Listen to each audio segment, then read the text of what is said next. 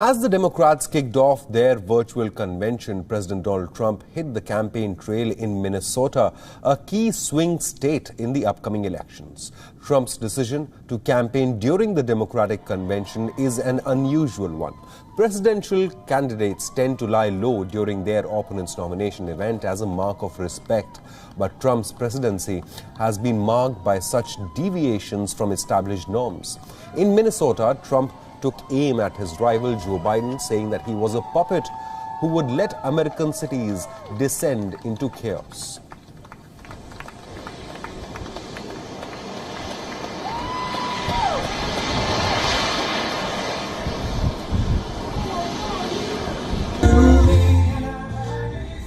We'll save our cities and our suburbs from the future of crime and chaos, corruption, and economic collapse that puppet Joe Biden would unleash on America. This is a puppet. He won't do it intentionally. He just says, well, whatever they want, because he has no clue.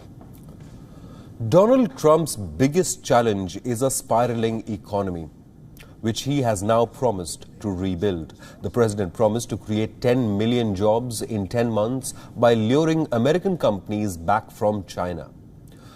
Donald Trump lost Minnesota to Hillary Clinton in the 2016 elections. This time around, the state is still healing from the horrible killing of George Floyd, by a white police officer in May. Donald Trump described the anti-racism protests in Minneapolis as riots and attacked Joe Biden's running mate Kamala Harris for her role in the protests. After the riots in Minneapolis, Kamala Harris, you know her? She's the one who finished so badly that she was embarrassed. She ran out of town. And then they said, we're going to choose you for vice president. I mean, she finished so badly. She started off strong, day one. After that, everyone really understood her, understood what she represents and who she represents. And she went down like a rock in water. Even as Donald Trump continues to attack Joe Biden and his running mate Kamala Harris, the Democratic convention is being held where Michelle Obama is currently speaking, and we are cutting across live. An awesome power of the presidency. And let me once again tell you this. The job is hard. It requires clear-headed judgment, a mastery of complex and competing issues, a devotion to facts and history, a moral compass, and an ability to listen, and an abiding belief that each of the 330 million lives in this country has meaning and worth. A president's words have the power to move markets. They can start wars or broker peace. They can summon our better angels or awaken our worst instincts. You simply cannot fake your way through this job. As I've said before, being president doesn't change who you are. It reveals who you are. Well, a presidential election can reveal who we are too. And 4 years ago, too many people chose to believe that their votes didn't matter. Maybe they were fed up. Maybe they thought the outcome wouldn't be close. Maybe the barriers felt too steep, whatever the reason. In the end, those choices sent someone to the Oval Office who lost the national popular vote by nearly 3 million votes. In one of the states that determined the outcome, the winning margin averaged out to just 2 votes per precinct. 2 votes. And we've all been living with the consequences. When my husband left office with Joe Biden at his side, we had a record-breaking stretch of job creation. We'd secured the right to health care for 20 million people. We were respected around the world, rallying our allies to confront climate change. And our leaders had worked hand in hand with scientists to help prevent an Ebola outbreak from becoming a global pandemic.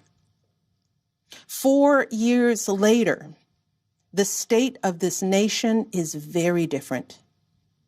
More than 150,000 people have died, and our economy is in shambles because of a virus that this president downplayed for too long. It has left millions of people jobless.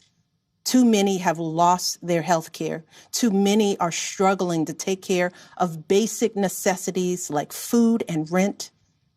Too many communities have been left in the lurch to grapple with whether and how to open our schools safely. Internationally, we've turned our back, not just on agreements forged by my husband, but on alliances championed by presidents like Reagan and Eisenhower. And here at home, as George Floyd, Breonna Taylor, and a never-ending list of innocent people of color continue to be murdered, stating the simple fact that a Black Life Matters is still met with derision from the nation's highest office. Because whenever we look to this White House for some leadership or consolation or any semblance of steadiness, what we get instead is chaos, division, and a total and utter lack of empathy. Empathy. That's something I've been thinking a lot about lately. The ability to walk in someone else's shoes. The recognition that someone else's experience has value too. Most of us practice this without a second thought. If we see someone suffering or struggling, we don't stand in judgment, we reach out. Because there, but for the grace of God, go I. It is not a hard concept to grasp. It's what we teach our children. And like so many of you, Barack and I have tried our best to instill in our girls a strong moral foundation to carry forward the values that our parents and grandparents poured into us.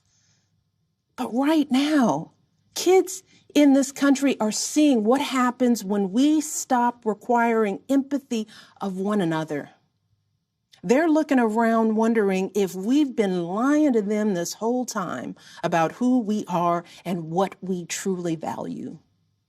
They see people shouting in grocery stores, unwilling to wear a mask to keep us all safe. They see people calling the police on folks minding their own business just because of the color of their skin. They see an entitlement that says only certain people belong here. That greed is good and winning is everything, because as long as you come out on top, it doesn't matter what happens to everyone else. And they see what happens when that was former First Lady Michelle Obama speaking at the Democratic Convention, also attacking current President Donald Trump, slamming his foreign policy and his mishandling of the Black Lives Matter protests in America at the moment. We'll keep an eye out and get you all the updates from the Democratic Convention, where Joe Biden will be formally named the Democratic presidential candidate.